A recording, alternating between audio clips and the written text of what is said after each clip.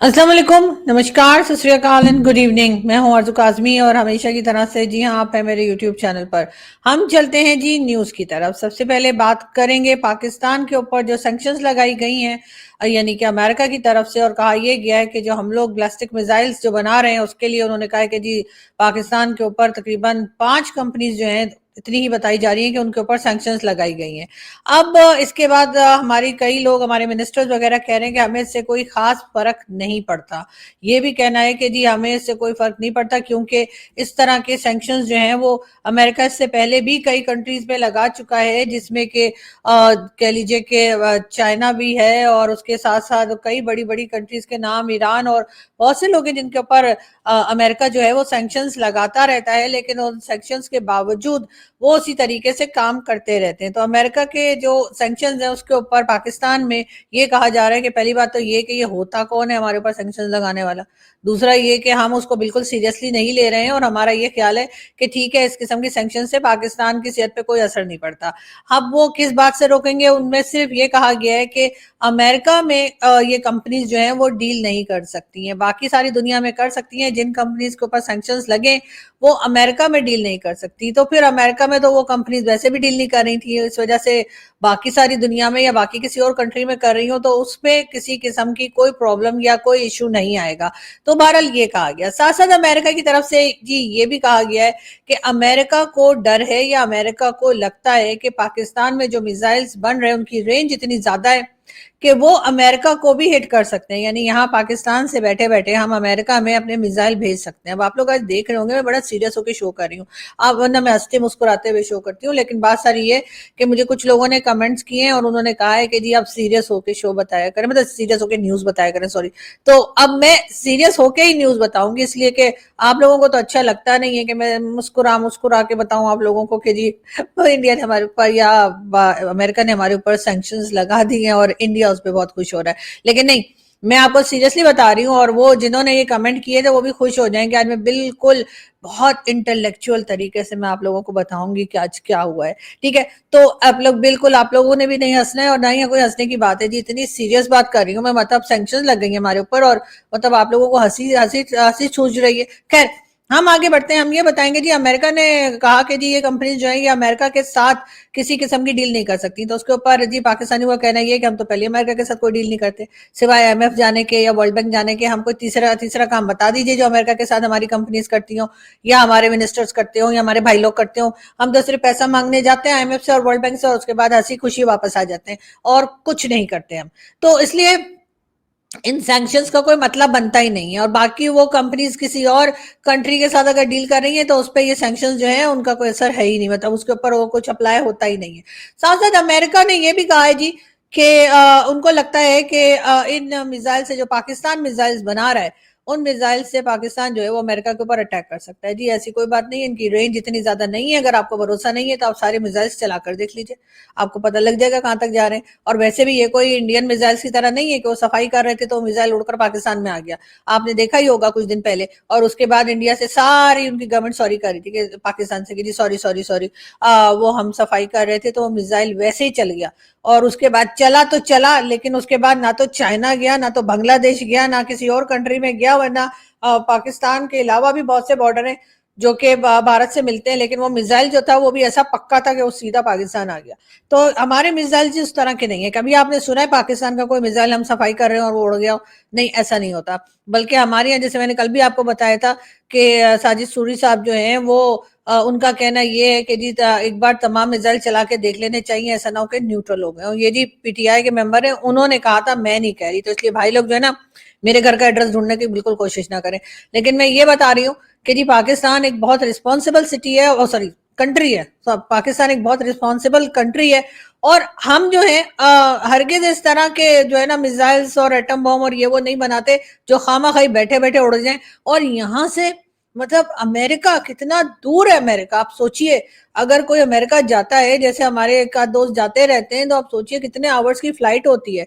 तो यहाँ से इतनी लॉन्ग रेंज मिसाइल पाकिस्तान ने तो नहीं बनाए, और अगर बनाए हो तो पाकिस्तान तो हर चीज अमेरिका से पूछ कर करता है। हमारा तो जो एटम बॉम्ब रखा हुआ है हमने, जैसे पाव पाव के भी रखे हुए, वो भी आप जानते हैं कि जब तक अमेरिका हमें ग्रीन सिग्नल नहीं देगा हम तो उसका कुछ नहीं करते। हम कहते हैं जी बना लिए जी रख लिए। हाँ, पाकिस्तान ने इस टेक्नोलॉजी में बहुत महारत हासिल कर ली है, और पाकिस्तान जो है उसके पास कहा यह जाता है कि भारत से भी ज्यादा बॉम्ब्स या न्यूक्लियर एसिड्स जो है वो रखे हैं। लेकिन साथ ये भी है कि हमने चलाने के लिए नहीं रखे। अगर किसी को ये लगता है कि पाकिस्तान ये बम कभी चला देगा या ये न्यूक्लियर वॉर शुरू हो जाएगी, ऐसा कुछ हो जाएगा, नहीं, ऐसा कुछ नहीं है। हमने वो बना लिए हैं, उसके बाद अगर हमसे कोई खरीदना चाहे तो वो अलग बात है।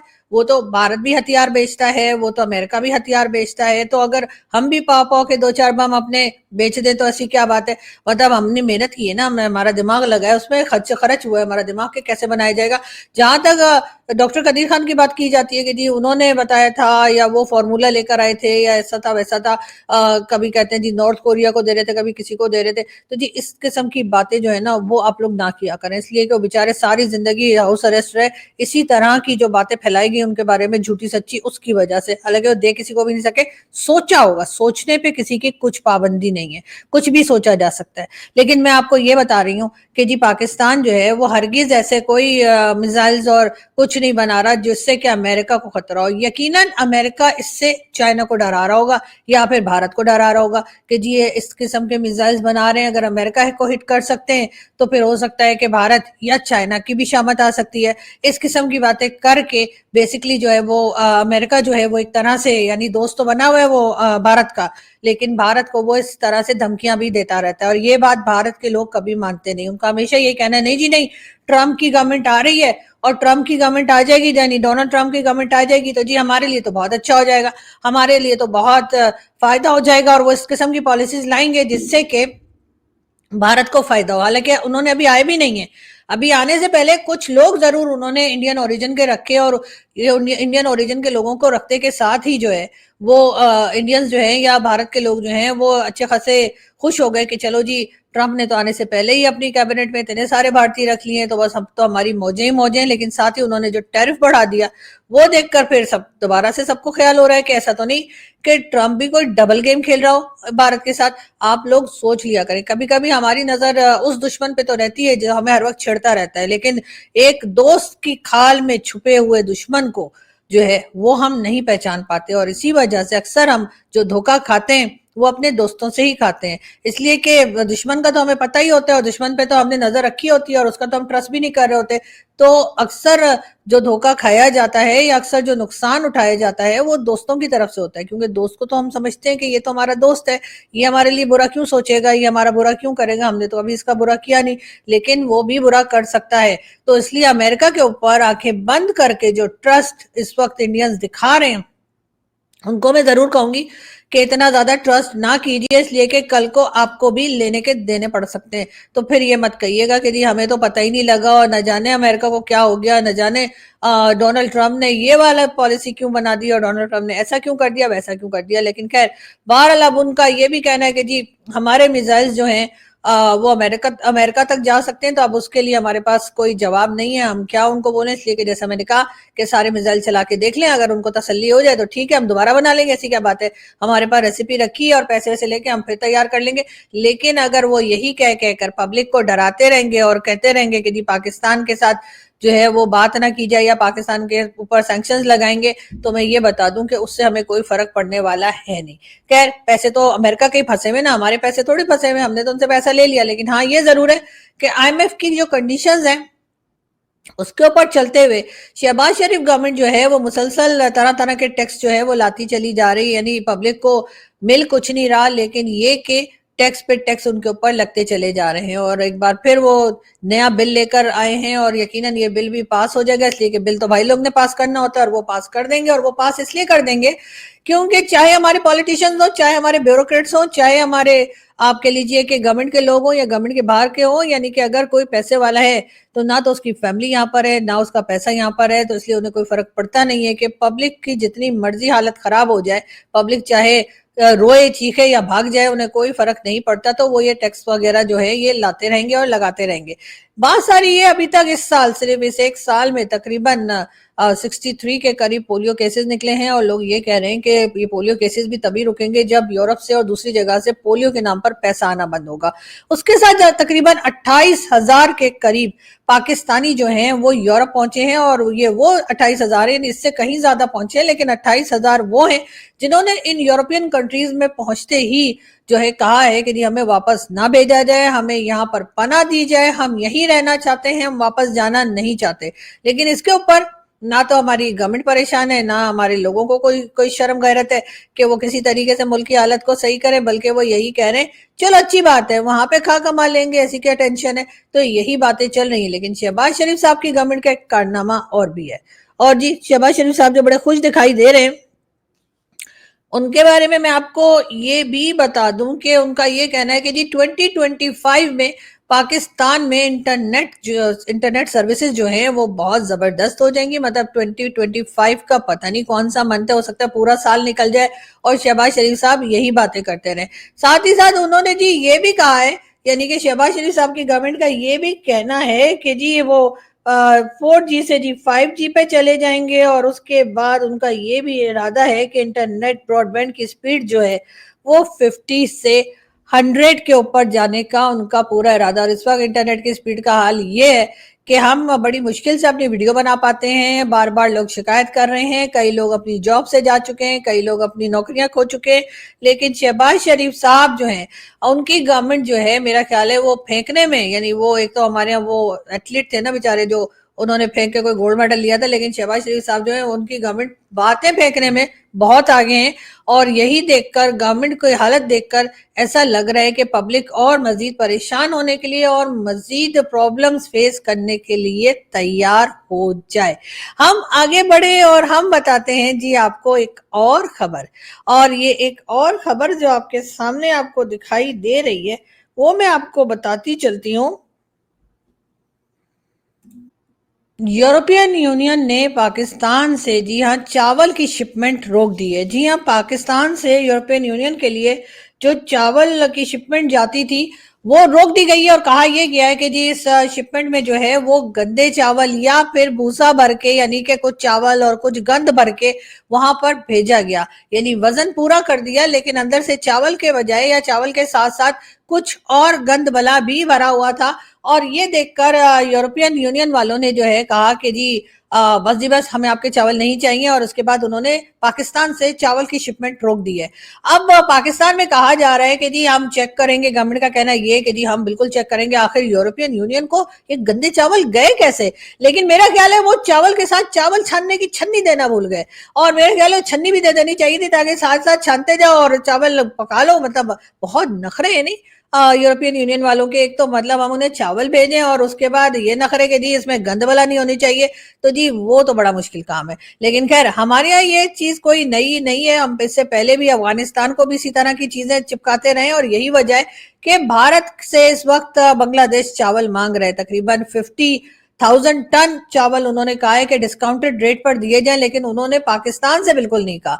हालांकि पाकिस्तान के प्राइम मिनिस्टर के साथ उनका बहुत पुराना याराना लग रहा है, और वो मुसलसल शहबाज शरीफ साहब और उनके साथ साथ जो बांग्लादेश के प्राइम मिनिस्टर हैं वो साथ खड़े दिखाई देते हैं, हंसते मुस्कुराते बातें करते, लेकिन वो हमसे चावल नहीं मांग रहे। उसके बजाय उनका कहना यह है कि वो भारत से चावल लेंगे, वो भी डिस्काउंटेड रेट पे, और उसके बाद भारत से क्या कहा जाएगा वो तो खैर बाद में पता लगेगा। लेकिन फिलहाल हमारे जो भारतीय दोस्त हैं उनका कहना ये कि नहीं जी, भारत को बांग्लादेश को चावल नहीं देने चाहिए। लेकिन मैं कहती हूँ कि जी दे दीजिए, इसलिए कि एक अच्छा काम, एक तो आपको डिस्काउंटेड रेट पर खैर देंगे लेकिन कुछ पैसा तो मिलेगा, फ्री में तो नहीं ले जा रहे। लेकिन और दूसरा ये कि आपके बहुत अच्छे एक टर्म्स रहे हैं बांग्लादेश से, तो उसी का लिहाज करते हुए इस वक्त आपको उनकी मदद कर देनी चाहिए। और मेरे ख्याल है यूरोपियन यूनियन और अफगानिस्तान वालों की खबरें जो है, या अफगानिस्तान की तरफ से जो न्यूज आती हैं कि हमने उन्हें सड़े हुए चावल, खराब गेहूं और इस किस्म की चीजें भेजी हैं,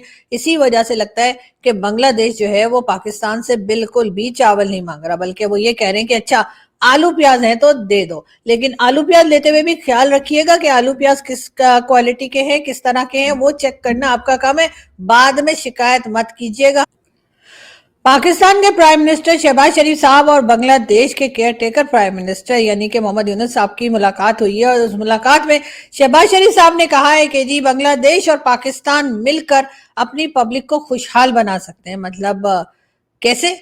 अच्छा, खैर उन्होंने बताया नहीं कि उनके पास कौन सा आइडिया है या कौन सा फॉर्मूला है, कौन सी जादू की छड़ी है या कौन सा ऐसा चमत्कार शहबाज शरीफ साहब दिखाने वाले जिससे कि बांग्लादेश और पाकिस्तान दोनों जो है वो खुशहाल हो जाएगी, यानी उनकी पब्लिक खुशहाल हो जाएगी। लेकिन खैर कोई बात नहीं, ये सुनकर मोहम्मद यूनुस साहब भी बहुत खुश हुए हैं और यकीनन वो भी घर जाके सोच रहे होंगे या अपने फिलहाल तो यही कि भाई ये इन्होंने बात क्या की है, पता नहीं, समझ में नहीं आई कुछ। लेकिन खैर कोई बात नहीं, आप मच्छी चावल खाइए और उसके बाद सोचिए तो शायद आपकी समझ में आ जाए। बात करेंगे जी हमारे आपके सभी के फेवरेट राहुल गांधी जी के। जी हाँ, राहुल गांधी जी का ये आप देख लीजिए कि ये तकरीबन 3 लाख का ये जी शूज जो है ये पहनकर, यानी इंडियन 3 लाख के ये शूज इन्होंने लिए हैं और उसके ऊपर एक हंगामा है। लेकिन मेरा ख्याल है कि अगर किसी के पास इतना पैसा हो और वो इस तरह से शूज खरीद सकता हो तो खरीद लेना चाहिए भाई। एक एक ही लाइफ होती है, अब उसमें भी आप आराम से नहा रहे हैं और आपके पास इतना पैसा है तो क्या करना है इतना पैसा यहाँ पे रखकर, तो खर्च करना चाहिए। तो मेरा ख्याल है कि कोई हर्ज नहीं। हमारे यहाँ भी बहुत ऐसा होता है, आपने देखा होगा मरियम नवाज को, आपने देखा होगा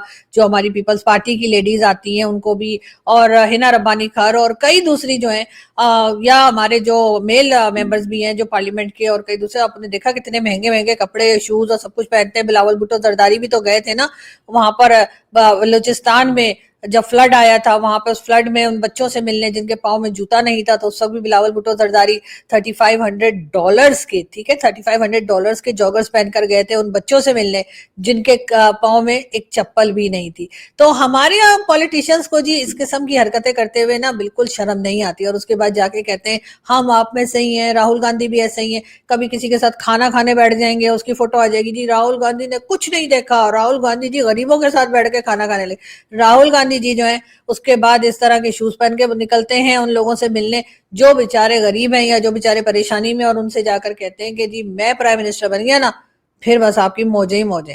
तो जी इसी किस्म के लोग हमारे यहाँ भी पाए जाते हैं, इसलिए मुझे कोई खास हैरत नहीं होती राहुल गांधी जी की ये सारी बातें देखकर। और मुझे लगता है कि कभी तो हम एक ही थे, यानी कि हिंदुस्तान पाकिस्तान एक ही था, तो जाहिर है पॉलिटिशियंस भी हमारे तकरीबन कुछ कुछ एक ही जैसे।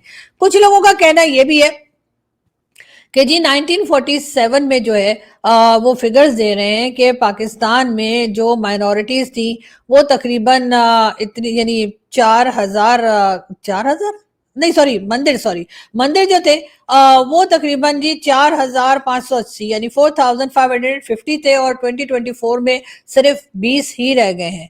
यानी कि वो मंदिरों की बात कर रहे हैं कि किस तरह से मंदिर जो है पाकिस्तान में कम हो गए, जबकि भारत में 1947 में जो मस्जिद थी या मसाजिद थी उनकी तादाद 88 थी, और अब जो है 6 लाख के करीब जो है वो मस्जिद है।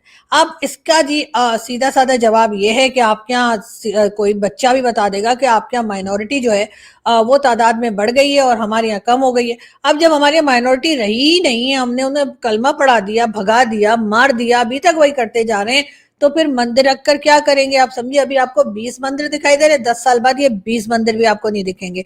इसलिए कि हम जिस तेजी के साथ उनको कलमा पढ़ा रहे हैं, जिस तेजी के साथ हम उनको डरा धमका रहे हैं, तो कुछ लोग तो मुल्क छोड़ के भाग जाएंगे और जो बचेंगे वो जी कलमा पढ़ लेंगे, मुसलमान हो जाएंगे, और उसके बाद अगर कोई नहीं माना तो बस जी सरतन से जुदा या कुछ ना कुछ इस किस्म की चीज निकाल कर उनको हम मार डालेंगे। ये बात मैं नहीं कह रही, ये बात हमारी हिस्ट्री बता रही है, ये बात हमारे जो हालात हैं वो बता रहे हैं। और ये बात, ये इस बात का अंदाजा आप इससे लगा सकते हैं कि टीएलपी के लोग उसी तरीके से दंदनाते घूम रहे हैं, लाल मस्जिद के लोग उसी तरीके से घूम रहे हैं, किसी के ऊपर ना कोई केस बनता है, ना किसी को अरेस्ट किया जाता है और ना ही उन्हें रोका जाता है। मियां मिट्ठू जो है वो आराम सुकून से घूम रहा है, मियां मिट्ठू को भी कुछ नहीं कहा जा रहा और इसी तरह के लोगों को सपोर्ट किया जा रहा है। तो इसलिए जो हिंदुस्तान के मेरे दोस्त, बहुत प्यारे प्यारे दोस्त मेरे जो हिंदुस्तान से ये पोस्ट लगाते हैं ट्विटर पे हमें शर्म दिलाने के लिए, तो जी अगर हमें शर्म होती तो क्या हमारा ये हाल होता? आपको क्या लगता है कि अब पाकिस्तानियों में कोई शर्म बच गई है? नहीं, मुझे नहीं लगता कि अगर हमें शर्म आती होती तो क्या हम अपनी माइनॉरिटी का ये हाल करते? तो हमने किया है। और अगर हमें शर्म नहीं आ रही है तो आपकी इस तरह की पोस्ट लगाने से हमें क्या होगा? मतलब हमें कुछ होने वाला है नहीं। हम बड़ी ढीठ कौम है। आप तो शुक्रिया मनाइए, बल्कि शुक्र कीजिए उनका, कहना चाहिए कि मिस्टर जिन्ना का, जिन्होंने पाकिस्तान बना दिया। वरना आप सोचिए, अगर हम भी वहीं होते और ये सारा पाकिस्तान भी वहीं होता और वो बांग्लादेश भी वहीं होता और भी इधर उधर जो छोटी छोटी कंट्रीज जो निकली थी, तो वो अगर इधर ही होती, आपके साथ ही जो अखंड भारत का आपको बड़ा शौक चढ़ता है, तो आप ये सोचिए कि फिर तो दोबारा मुगलों की ही हुकूमत होती या हो जाएगी, अगर आपने अपने अपनी जिद ना छोड़ी। लेकिन बहरहाल यहाँ से हम चलते हैं और आपसे मुलाकात होगी नेक्स्ट वीडियो में। अपना बहुत सारा ख्याल रखिएगा और हम दोबारा कुछ नई खबरों के साथ आएंगे। हंसते रहिए, मुस्कुराते रहिए और हमारे चैनल को सब्सक्राइब करना ना भूलें। Thank you.